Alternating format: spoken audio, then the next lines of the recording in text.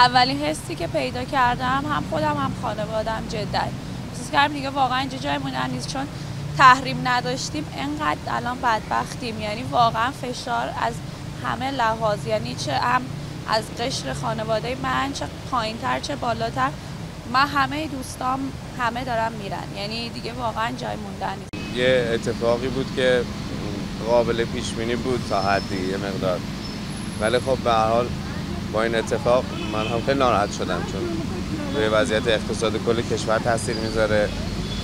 نه تنها اقتصاد کل کشور بلکه اقتصاد کل دنیا میتونه تاثیر بذاره، هم از طرف ایران هم از طرف آمریکا. واقعا اتفاق خوشایندی نیست اصلا به نظر من. آنچه که تا لحظات قبلش یه جوری مثل خوف و رجا بود، امید و غیر امید بود، عملاً به یک بار در ذهن‌ها از جمله بنده فرو نشست. ولی چون انسان به امید زنده است، ما همچنان به امید زنده ایم که باز هم شرکای خوب اروپایی و حاکمان ما به گونه رفتار کنن که یک جوری امریکا رو به انزوا ببرن و عوارضاتش حداقلی برای ما بشه. اولا که من خواب بودم، چون با توجه به اینکه راننده بی‌عادی هستم شبا زود میخوابم، 9 میخوابم، ولی شنیدم از برجام کنار رفت. اصلا مهم نیست، ما اینجا واسه خودمون ایرانیم، ایرانی هستیم، ایرانی یعنی آبادانی.